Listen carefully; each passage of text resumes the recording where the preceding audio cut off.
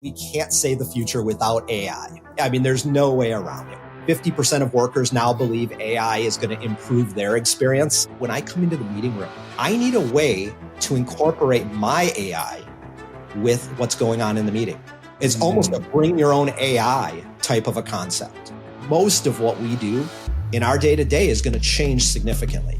Hear the latest AV trends and predictions in this episode of Crestron's Smarter Spaces podcast on your preferred podcast platform. I personally have enormous subscription fatigue. I see this number $5 and $10 a month.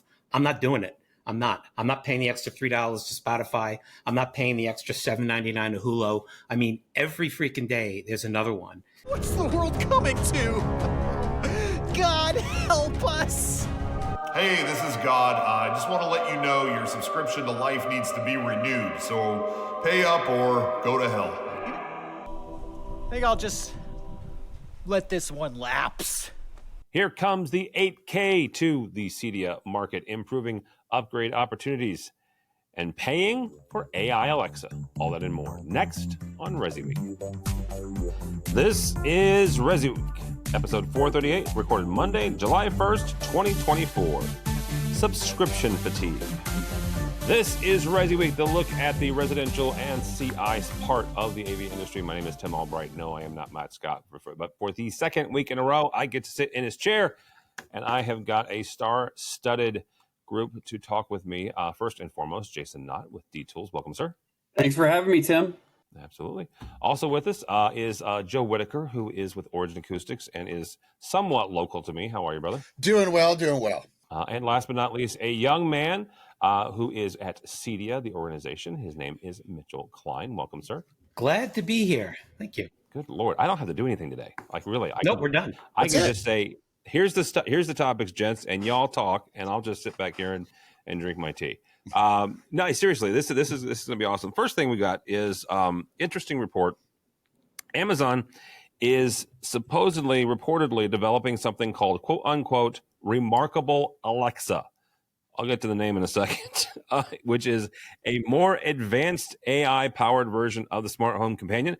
According to Reuters, this upgraded Alexa could come with a monthly subscription fee of $5 to $10, marking a significant shift in Amazon's strategy. Now, this new service is part of something called Project Banyan, aims to leverage generative AI to handle complex tasks like email, composition, and streamlined food ordering. With features like personalized routines and adaptive learning, remarkable Alexa represents Amazon's attempt to stay competitive in the rapidly evolving landscape. Now, Jason, I'm going to start with you on this. Not only does it bring Amazon into AI front-facing, right? Consumer-facing. They've already been a part of AI. They're heavy investors in a couple of different generative AI companies. But that $5 to $10 monthly subscription fee, where some folks were mentioning the fact that, hey, why don't you just wrap that into Prime, right, which is their annual thing. This marks a departure there as well if they keep this, right? So you've got AI with your Alexa. You've got a possible new subscription model from Amazon, which, again, separating it from there. First question is, where does AI belong in these home assistance, home automation systems? Well, the one thing that I thought was interesting about this article is it kind of cited some of the use cases for the Alexa, or remarkable Alexa, which, by the way, I read Alexa is the fastest shrinking baby name of all time in terms of kids not being named I can imagine something named Alexa anymore. But I was interested, the examples that they chose, several of them were what we would call home automation examples. So I sit there and go, okay, the general consumer who's going to buy an Alexa and is going to tell it to create the shopping list or do a timer for the oven, all those functions that we hear, or play a Pandora station or whatever it might be. But they're taking it, it sounds like to me like a lot of the AI functionality is going to be home automation oriented, which is interesting because we know that there's a company, Josh AI, that is really targeting the custom installation community and doing a great job of it. And are we going to see integrators migrate even more to Josh because they're going to run into customers who are like, well, I want home automation functionality, but I don't want to pay another $5 or $10 a month, because we're already seeing now, or at least hearing a lot of pushback from the integrators regarding the recurring revenue model that they would have to go with their customers. Or is that going to go directly through them? Or are they going to become resellers and get skin in the game there? There's all sorts of things that would have to take place for the integrator to really embrace this AI functionality. But to answer your question, I think the future of the voice control AI element is going to be in these home automation functions versus creating an email for me or writing an email for me or some of the other examples that they use, which I don't see people doing a lot, in my opinion. Whitaker, you've got an interesting perspective here, because when Joe, before he joined Origin Acoustics, had a home automation, home integration service company called The Thoughtful Home. And there was a moment in time where you were delivering and giving out Echo Dots to clients and potential clients. Yeah. So this could go one of two ways. Either Joe Whitaker is prescient and can see the future and saw a future where Amazon Alexa was AI, or you were just the luckiest son of a gun I've ever met. I'm not sure which. It's luck. I'd rather be luck than skilled any day. But seriously, that little exercise was just kind of, it was a crystal ball thing, right? Yeah. Because it came in hot. It was perfect size to do things like that. So that was a good move. And they were kind of first to market in something that actually worked, right? Within that. But then you look at this, and there's like a couple of points in there that are good. Some are bad.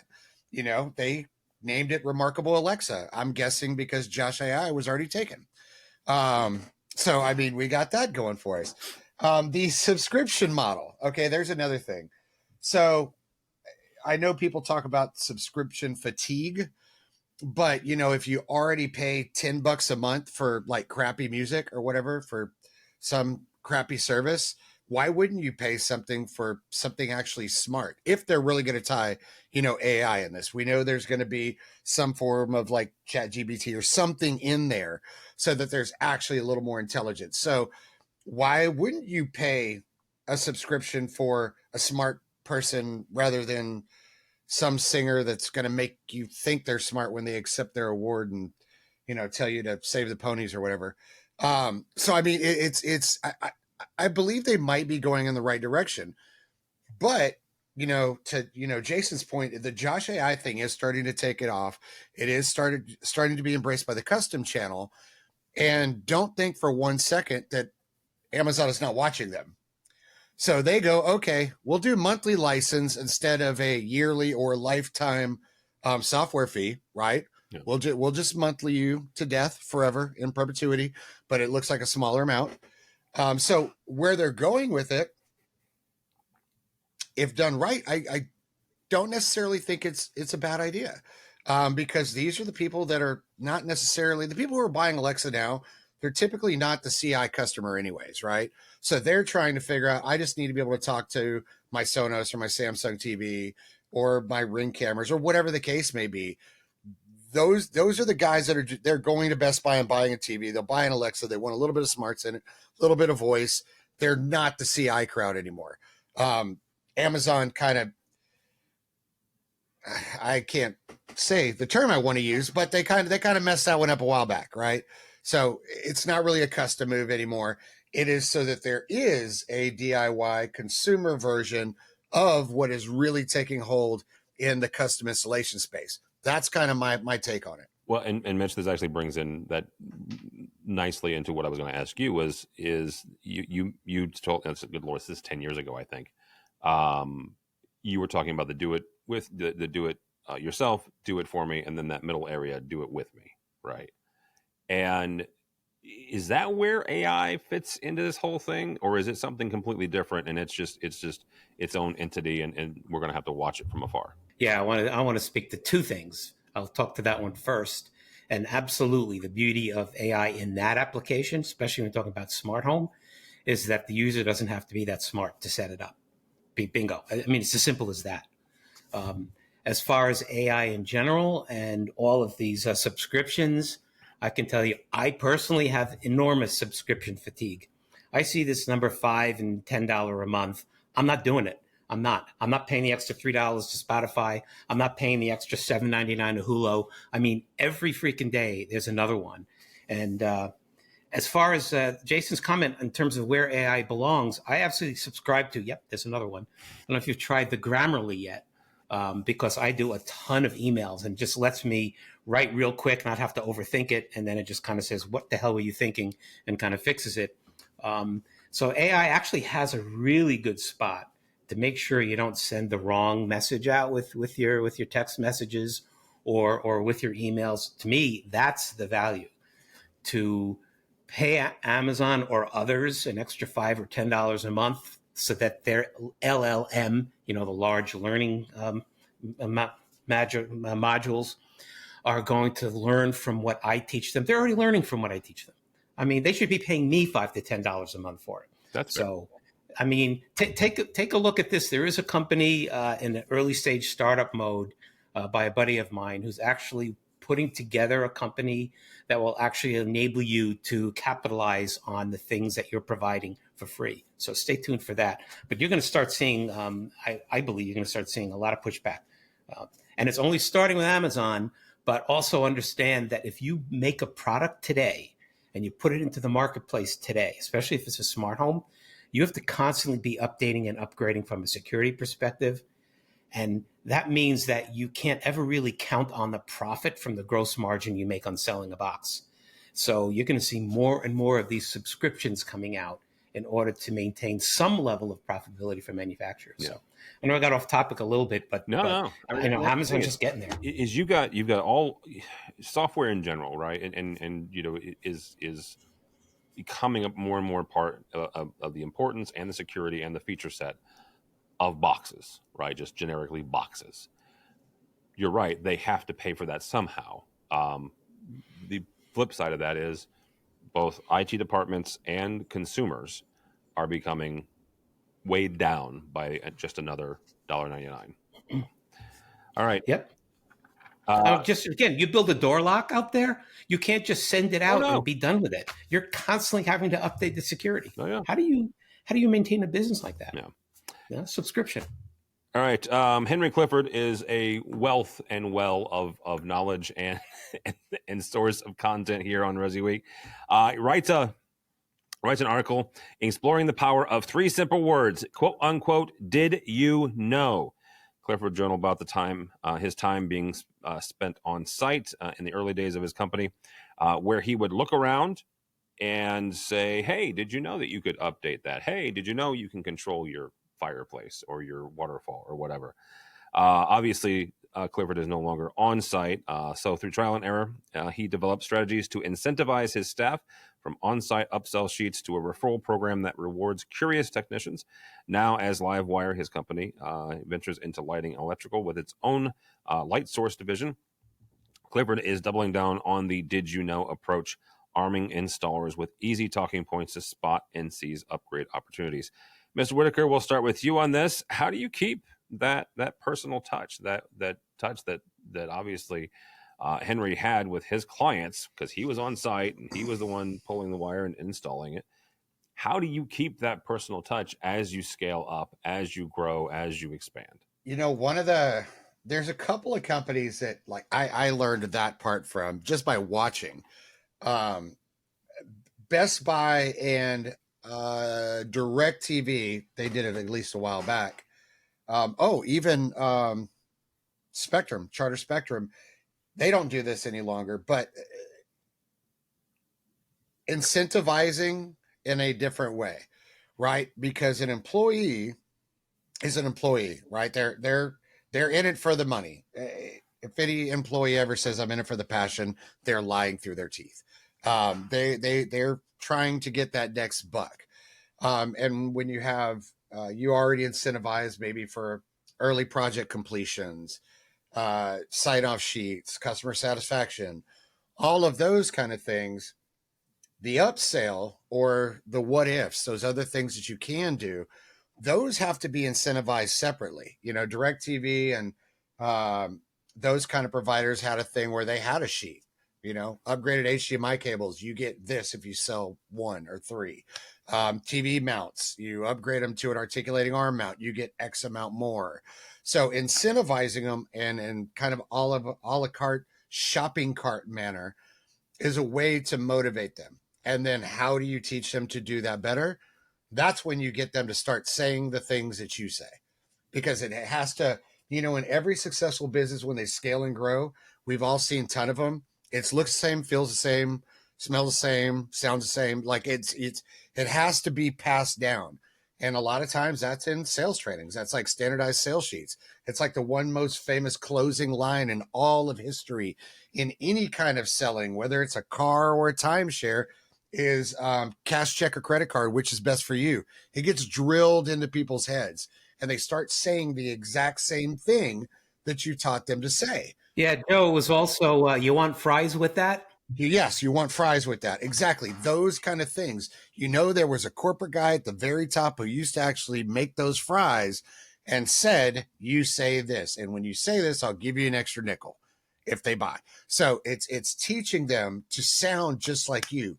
You have to make all your outward facing people be an almost mimic reflection of yourself, because that keeps brand value. And for all those people out there, Tim, my company used to be called Joe Whitaker Designs. And I was like, someday I want to sell it. I got to get my name off of it.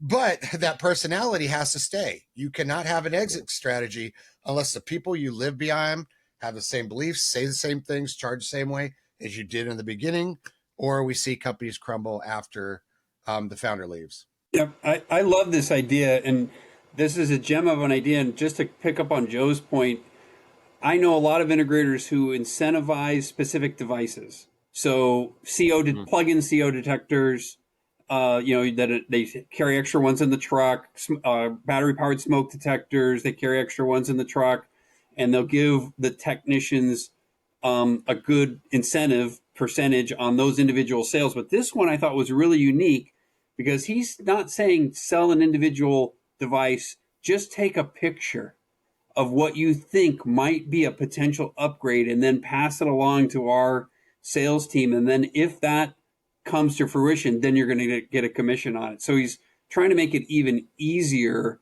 than them actually trying to sell that CO detector or that smoke detector. So I thought this was a great idea. I love that Henry keeps putting these gems out, because every integrator, like Joe said, has run into this situation probably as they've tried to grow, where they've not become the primary communicator with the customer anymore, and they've got a team out there. And this is just a great idea. These are the sorts of ideas, Mitch, that you get when you're walking the aisles at CEDIA Expo, or you're sitting in those peer-to-peer meetings at CEDIA Expo, or any of the buying group meetings. This is why that communication is so important, and I'm thankful that Henry's writing these great columns. Well, and that actually, first of all, Henry could probably just retire and just be a consultant for some of these companies, and he might end up doing that.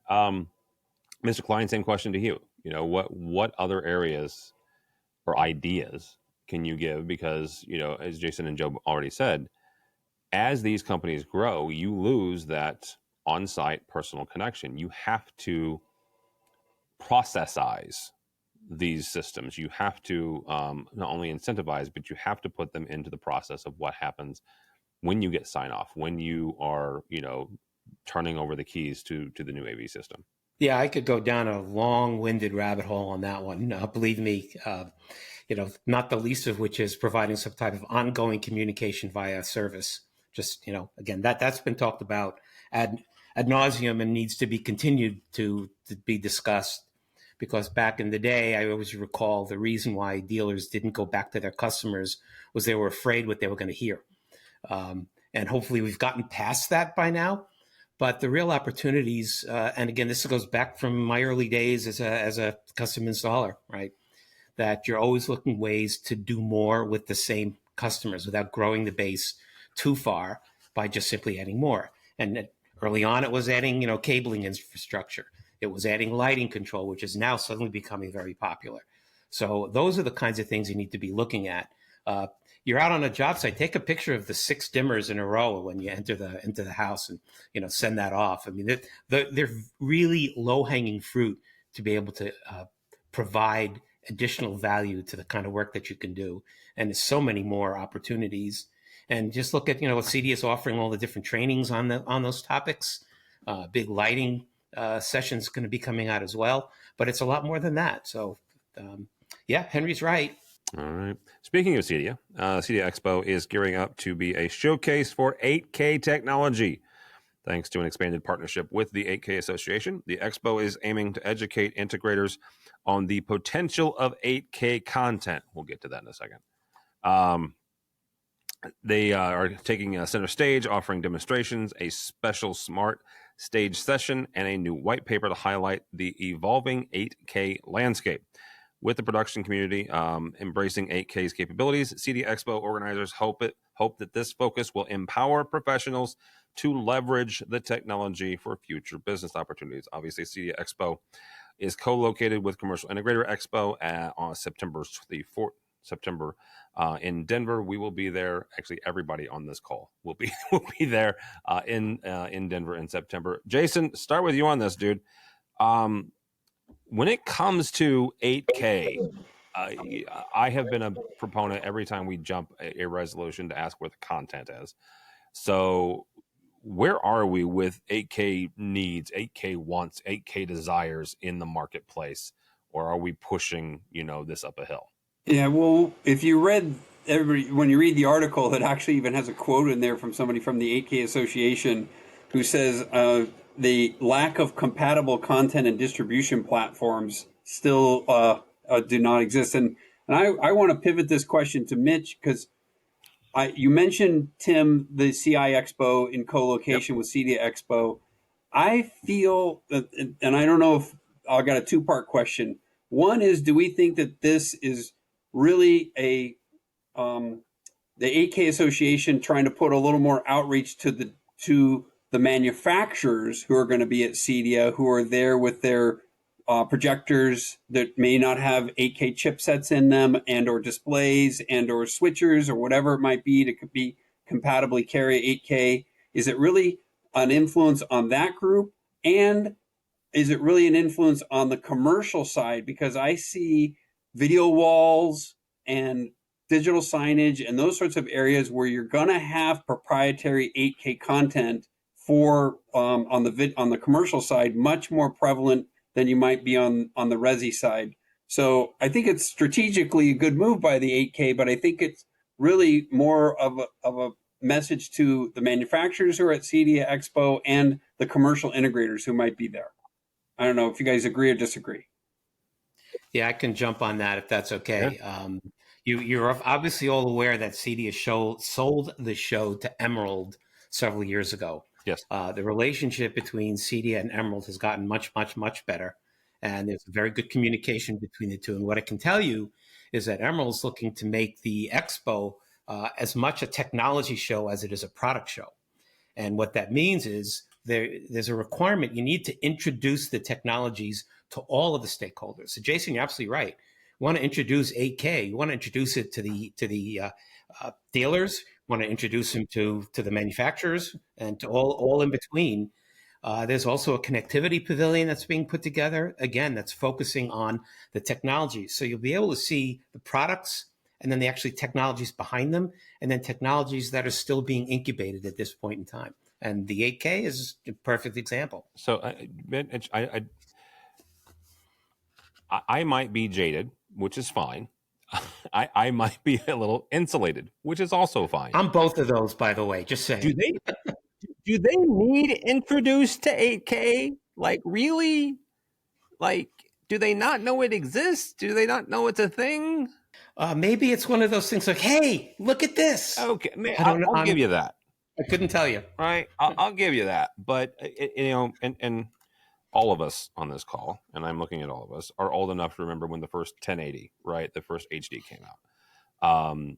And at that time, for those of you that were not around or conscious at that time, there was an HD channel, right? Because it was such a new thing. There was an HD channel, and it was gorgeous, right? It was fantastic. When you're jumping from 480 even to 720, it was a huge jump. And there was a channel, and all it showed you was HD content. That was it. Typically, it was like nature stuff, right? It was an Eagle. Wasn't that channel called HDNet? Yeah, HDNet, right? So, but we don't have that. And there are various reasons. And in the residential space, I think the big point is being missed, because this is a macro question, not a micro question. So great that, Expo and all them, they're going to show 8K. The problem is your main three companies that produce movies right now are Amazon, Netflix, and Disney. All of those utilize online transport methods, which currently cannot support resolutions up to 8K, right? So you're stuck. You got a trunk, right? They could push it and you could download it like used to do old school. But the problem is they are going to make movies for the formats they support, which is Netflix, Amazon Prime Video, and Disney Plus. That is their outlets. Unless it's some big blockbuster like a Marvel movie, they're never going to produce content in 8K. And those are the big three right now. Apple TV as well. Apple TV as well. They're now starting to do a lot of actually really good movies. Also, their format does not support 8K. So until somebody comes up with, fiber directly to your TV instead of just your home, the transport method is not there for the masses to actually produce the content needed for 8K. So to Jason's point, yes, 8K is 100% commercial. It is a commercial product. That's how you're going to do extra super large formatted displays that are the size of buildings, and you to actually be able to see it when you're 25 foot away, right? That's where it's going to come into play. In residential, until infrastructure supports it, it won't have a shot. Same thing as everybody driving electric cars. It's never going to happen until the infrastructure supports it. Yeah. Hey, Joe, on that note, I can't let the cat out of the bag in details, but the keynote speaker for Expo should be able to address that. And I will leave it at that. But let's make sure. Electric cars or 8K? 8K. Okay. Should be able to. I'll certainly make sure that'll be one of the questions posed to him up front so he can speak to it. But that's a great point, Joe, and I would love to hear his take on it. So what studio is he from? Can't So you have to he. I will already lose all the friends I've made at CEDIA if I tell you that. Oh, not all of them. So what you're saying is Joe Whitaker is not the keynote speaker. Joe, yes. Well, you never know. No. Oh no, I think that's a pretty safe bet. All right. On that note, thank you all so much, Mr. Jason Knott. How do people connect with you or D-Tools? You can go to D-Tools. It's d-tools.com, or you can reach me via email, jasonkay@d-tools.com. All right. Good to see you, and we'll see him at CEDIA. Mitch Klein, thank you, sir. How do people connect with you or CEDIA, the organization? Yes, come see me, mklein@cedia.org. And I look forward to seeing all of you at Expo coming up in September. Absolutely. We will be there with the big blue bear. Mr. Whitaker, thank you, sir. How do people connect with you or Origin Acoustics? Thank you. I am Joe Whitaker, no hyphen. I am not a hyphen. So you can find me I love direct contact, by the way. Feel free to email me directly, joe@originacoustics.com. You can find us at originacoustics.com and originpro.com. as well as on the good old social medias at Joe Whitaker. Right, very good. My name is Tim Albright. Don't follow me anywhere because I'm not very exciting. You can go follow Matt D. Scott on the X or whatever. But go by the website, AVNation.tv. That's AVNation.tv. If you want to hear my voice more talking about the commercial side of the industry, that's where you can find me. That's a program I do called AVWeek. Posts every Monday. We also have one about higher education, about programming and automation, and a whole lot more. So you can find that all at AVNation.tv. It's AVNation.tv. Thanks so much for listening. Thank you so much for watching. That's all the time we have for ResiWeek. The network for the AV industry. What are you listening to? This is AV.